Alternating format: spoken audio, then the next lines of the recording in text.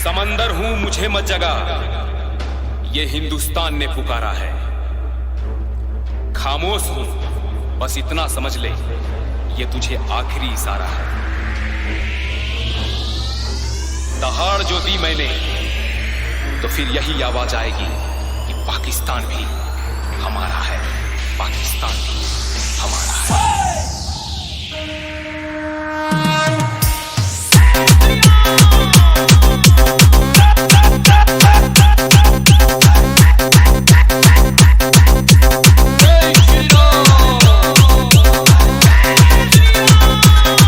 सनातनी चेतावनी, सोनिया के चमचे, केजरी के केचुए, लिवरांडू व रवीश कॉमरेड गैंग वाले दूर रहे, क्योंकि वीडियो देखकर ब्लड प्रेशर बढ़ने से हृदयघात की संभावना ज़्यादा है।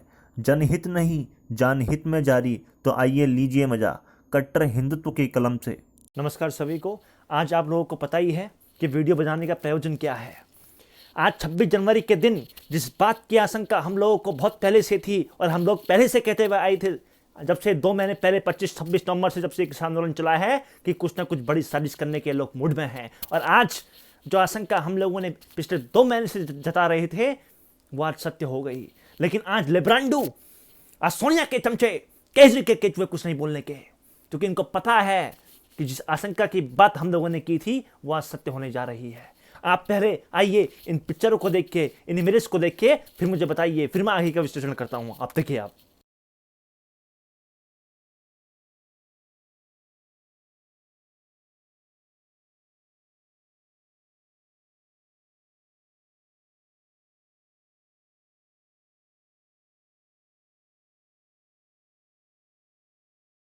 ये तस्वीरें देखिए आप लोगों ने।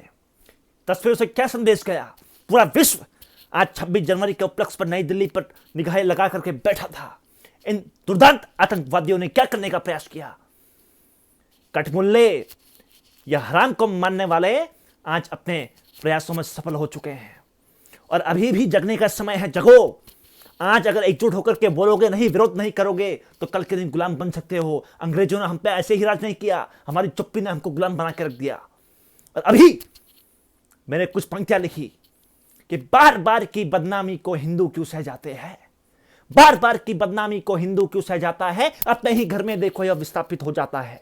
बार बार की बदनामी को हिंदू क्यों सह जाते हैं, अपने ही घर में देखो या विस्थापित हो जाते हैं। हमने कितने दर्द सहे हैं देखो उन इतिहासों में, और बात दिया था इनने हमको सेकुलरिज्म के पासों में। वर्तमान की मांग है भारत माता हमें पुकार रही, इन जेहादी कठमुल्लों के शीश हमसे मांग रही।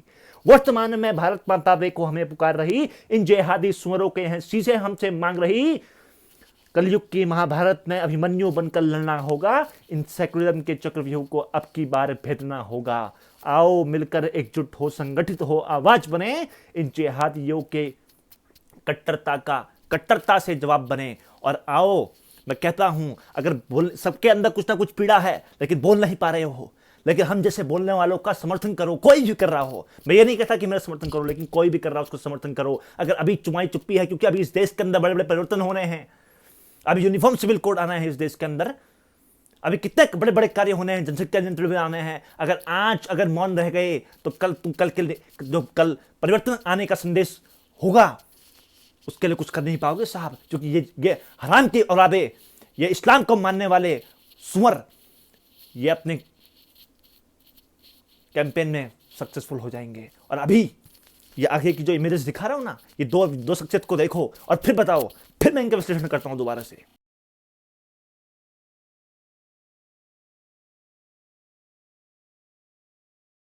ये भड़वा दिख रहा है, भड़वा, इसको भड़वा बोलूंगा मैं। ये जो भड़वा है, ये इच्छाधारी नागिन की तरह इसकी हरकतें हैं इस भड़वे की। और ये भड़वा करता क्या है कि सरकार कोई भी कार्य करे, ये साला उसमें टांग अड़ाता है।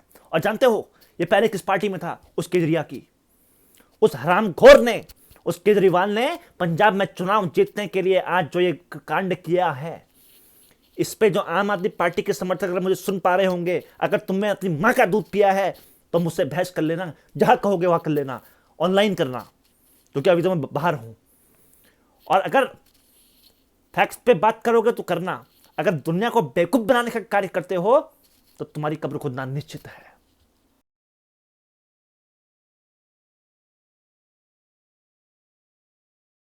ये तस्वीर देखी ना आपने अभी, ये भाईचारा है साहब, इस देश का भाईचारा बताया मैंने आपको अभी।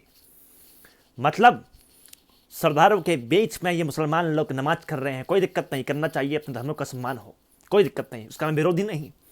लेकिन जो ये सरदार खड़े हुए हैं खालिस्तानी हैं, इनको खालिस्तान बनाना है इस देश को, और जो बीच में बैठे हुए हैं ना ये चुस्लाम वाले, इनको कब्रिस्तान बनाना है इस देश को।